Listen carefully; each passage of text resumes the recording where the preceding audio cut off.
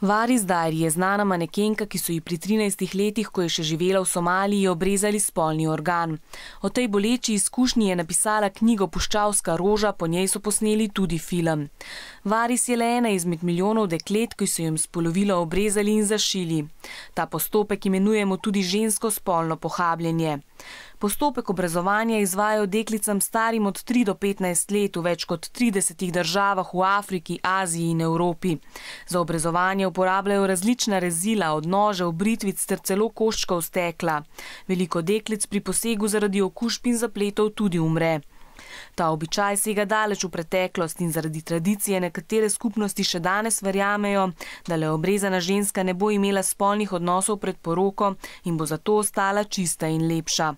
A resnica je, da obrezovanje ženskam povzroča težave pri uriniranju, menstruaciji, spolnosti, nosečnosti in porodu.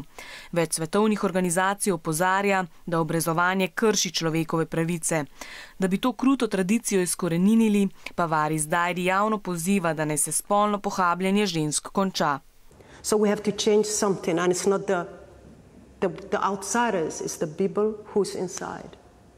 And not just Somalia, it's whole Africa.